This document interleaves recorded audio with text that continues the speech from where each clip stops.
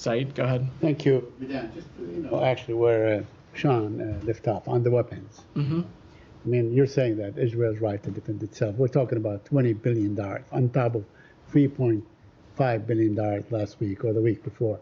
It's, paid for by American taxpayers. And that's larger than many, many countries, maybe 70% of all countries in the world. I don't know, I'm not an expert. To be used against defenseless people. Can't you tell the Israelis that they should not lower down the amount of damage, but they should not be bombing the places like Tabain School or UNRWA schools or hospitals and so on? Can you tell them that you must not use in every engagement side, we stress the importance and the strategic and moral imperative our partners in Israel have to minimize impacts on civilians and to minimize civilian casualties. That being said, Israel absolutely has every right to defend itself. It has every right to hold to account the terrorist actors of Hamas that undertook the horrific October 7th terrorist attack. And Israel has also every right to defend itself from other malign actors in the region, whether it be Iran, whether it be Hezbollah or the Houthis or otherwise. Does Israel have a right to use Palestinians as human shield, as was reported in Haaretz? Are you aware of that report? I've seen that report. I've seen that report. Do you have any comment on that report? Is there any way for you to confirm it? I've seen that report, Said.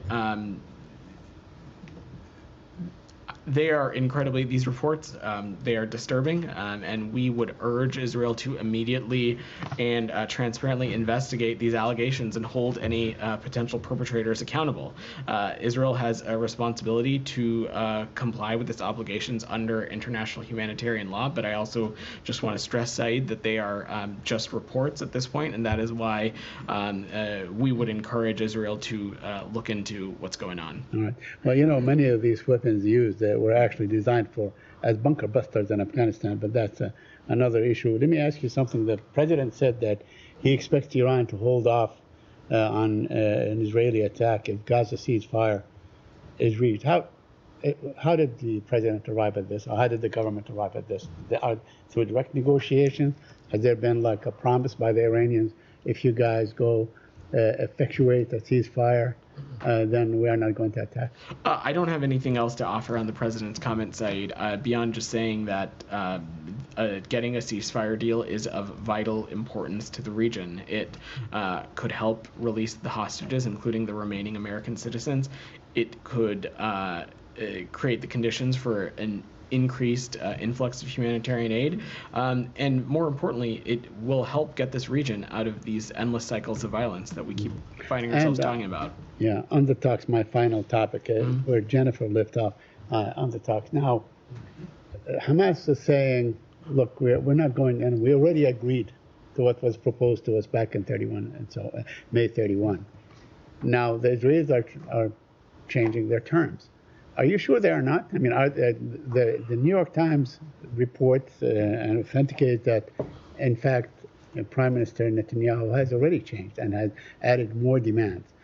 Is the proposal does it still maintain the same integrity as it was submitted back on May 31?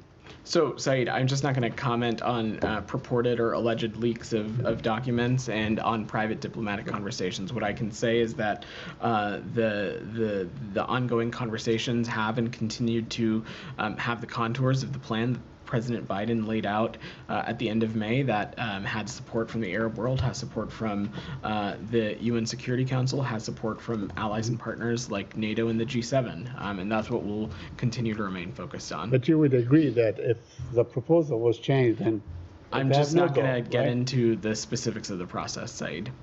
Thank you. Alex, go ahead.